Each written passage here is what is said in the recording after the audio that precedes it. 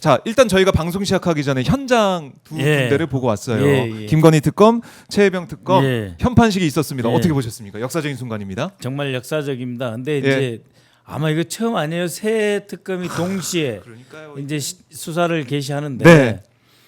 그러면은 경쟁을 할 수밖에 없습니다. 그렇지, 같이 이게 하니까. 봐주기 특검이 안 됩니다. 네. 네, 저쪽에서는 부르는데 이쪽에서는 아무도 안 부르고 쉬고 있다. 이게 안 됩니다. 그렇네요. 아, 국민 여러분, 잘된 일입니다. 잘된 일입니다. 삼특검 경쟁 속에서 정말 제대로 진실이 규명되기를 바랍니다. 네, 기대해 보겠습니다. 네. 오늘 보니까 김건희 특검 이 현판식 할 때 보니까 저도 네. 이제 깜짝 놀란 게 뭐냐면 네. 김건희와 명태균 건진법사 관련 국정농단 및 불법 선거 개입 사건 등 진상 규명을 위한 특별검사 민중기획이 돼 있는데 네. 김건희 명태균에 건진법사까지 들어가 있더라고요. 그러니까요. 건진법사 깜짝 놀랐을 것 같아요.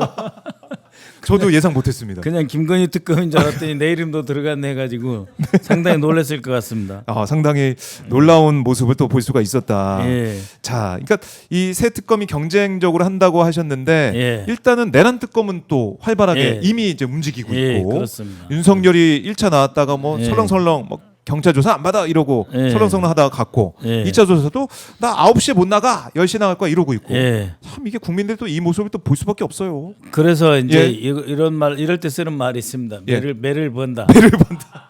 아니 잘 따라와도 될까 말까인데 이렇게 이제 아, 반항하는 듯한 모습, 수사에 예. 전혀 협조하지 않은 모습은 결국은 체포영장이 필요하다는 것을 확인시켜 주는 것이거든요. 그래서 매를 벌고 있다. 매를 벌고 있다. 시간을 버는 게 아니라 매를 번다. 자기 딴에는 시간 번다 예, 생각할 텐데 시간을 벌면서 이제 네. 도대체 어디까지 알고 있는 거야? 특검이 이미 확보하고 있는 자료 중에 우리가 모르는 게 뭐 있지? 예를 들면 뭐 이제 뭐 무인기권이라든지 예. 여러 가지 외환죄에 관해서 어허. 도대체 뭘 쥐고 있는 거야? 갑자기 네. 내가 가면 당혹스럽잖아. 해서 뭔가 이렇게 수집하려고 사전에 아하. 수집하려고 시간을 버는데 네. 결국 매를 번다. 왜냐하면 수집이 안 돼요. 수집이 안 돼. 그게 뭐 어떻게 나갈 수가 없는 거고. 예, 예. 그리고 이미 제가 들은 바로는 외환죄 부분은 네. 외환죄 부분은 수사가 꽤 많이 됐다고 합니다. 아, 그래요. 왜냐하면 검찰에서 아예 손을 안 대니까 예. 경찰이라든지 공수처에서 수사를 진행해 가지고 특검이 올 때까지 안 준 거예요 검찰에. 그 안 주니까 모르잖아요. 그렇죠. 우리는 수사가 아예 안 된 것처럼 느껴졌었고. 예. 그렇지만 공수처는 다 해서 갑자기 특검한테 탁 던져주면은 그러면은 이제 그냥 뭘 밀려갈 수밖에 없는 상황이다. 외환죄에 관해서는 예. 어떻게 보면 대비가 안 되는 거예요. 이게 가장 중요한 키 포인트라고 볼 수가 있겠네요. 이번 예. 수사에서. 예, 그렇습니다. 물론 이제 기획 예. 단계부터 이제 해야 되고 노상원, 김건희, 네. 연루, 그다음에 지금 한덕수도 있지만은 어떻게든 사전 기획 과정에서 낌새를 챈 것은 물론이고 알 수밖에 없거든요. 그래서 한덕수까지도 포함돼야 되고, 네. 그다음에 내란에서 아직 안 드러난 사람, 곽정근 사령관이 이야기했듯이 훨씬 많다. 합참도 그렇고 지상작전사령관도 그렇고 드론 사령관도 그렇고. 네. 어둠 속에 컴컴한 데서 고개 숙이고 지금 숨어 있는 사람들이 많다는 취지로 곽정근 사령관 이야기했잖아요. 맞아요. 내란 부분도 전혀 수사가 제대로 안 됐다. 근데 이제 노상원이 왜 중요하냐면 내란과 외환이 결합된 지점이고, 그리고 노상원은 2022년부터 쭉 같이 네. 대선 준비부터 해왔던 사람이기 때문에 그런 수사까지 다 되면 그럼 그동안 알려진 것은 정말 빙산의 일각이다라고 하는 걸 느낄 수 있을 겁니다. 예. 지금 오늘도 지금 안덕근 산업통상자원부 장관은 소환을 했다고 그러고요. 내란 특검에서. 그리고 지금 이제 10시가 넘었는데요. 한덕수 전 총리도 오늘 출석해서 이제 조사를 받는 그런 상황이에요. 예. 그러니까 속도가 좀 빠르게 진행되고 있다는 생각도 들어요. 예, 강희구 전 부소실장도 불러서 조사를 했었고. 그 특검이 이제 특검은 한 분이지만 네. 검사부 이하 수사를 직접 할 수 있는 검사들이 뭐 40명 정도 되지 않습니까? 네. 그렇기 때문에 뭐 전방위적으로 동시에 이제 수사가 들어간다 이렇게 보시면 될 것 같아요. 오늘 한덕수 전 총리는 특검 출석할 때 취재진 질문에 묵묵부답으로 그냥 들어갔다고 합니다. 네. 근데 한덕수 전 총리 지금 보도가 되고 알려지고 있는 거, 강희구 전 실장이 얘기를 통해서 알려지고 있는 게 미리 그러니까 꼼수로 만든 거기에다가 자기가 부서까지 했다는 거 아니에요. 그러니까 이제 어떤 거냐면은 알리바이로. 예, 이것은 이제 국방장관은 국무총리를 거쳐 대통령에게 네. 이 계엄을 건의한다 이렇게 돼 있습니다. 음, 그러니까 이게 이제 두 가지인데 하나는 거쳐서.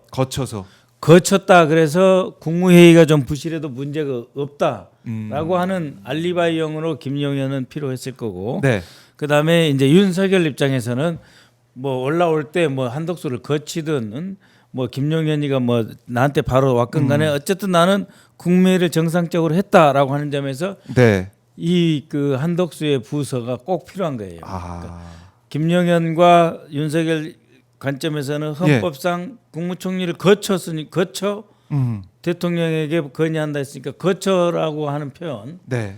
그래서 어쨌든 한덕수 사인이 꼭 필요한데 이거 하나 가지고 사전에도 거쳤고 사후에 국무회의도 합법이다. 이거를 해야 되기 때문에 강의구가 가서 이거 사인해 주십시오 한 거죠. 야. 중요한 문서입니다. 중요한 문서네요. 네.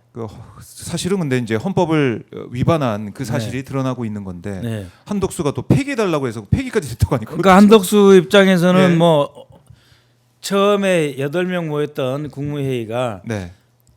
저기 뭐야 이 윤석열이 그렇게 이야기합니다. 국무회의라고 이야기하지 않고 계엄관계 장관 모임, 계엄관계 장관들 모임이에요. 근데 이것을 한덕수가 보고 나니까 아 이거 나를 거쳐서 하면 국무회의를 해야 됩니다. 형식적 요건을 갖춰서 국무위원들을 더 부릅시다라고 해서 합법성을 부여하려고 한 거죠. 아. 그러니까 이 과정에서 이 한덕수의 역할이라고 하는 게 그 자리에서 일어난 것만 해도 내란을 동조했고 형식적 요건을 완성시키려고 함으로써 이 합법적으로 내란에 가담하게 되는 법적으로 책임을 져야 되는 그런 상황이고 네. 그 이전 뭐 김건희와 또 이제 한덕수 부인과의 특수관계 등 여러 가지에서 그 이전 이후 관계를 보면 그 전부터 알았을 거다라고 하는 추정이 가능하거든요.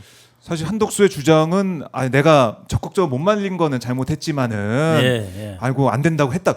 그 주장했잖아요. 그래서 국회 나와서. 안 된다고 했으면은 강의구가 들어왔을 때 사인을 안 했어야죠. 근데 일단 사인을 해준 다음에 야. 그거 없던 걸 해줄 수 있어 이랬던 거거든요.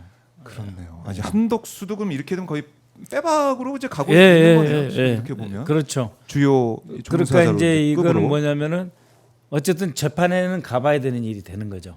그렇죠. 그냥 뭐 소극적으로 했다 이렇게 끝나는 그러니까 게 아니고 무혐의가 아니고 기소는 해야 되는 사항이다. 저는 그렇게 봐요. 그 기소해가지고 재판에서 법정에서 다퉈야 되는 문제죠. 네.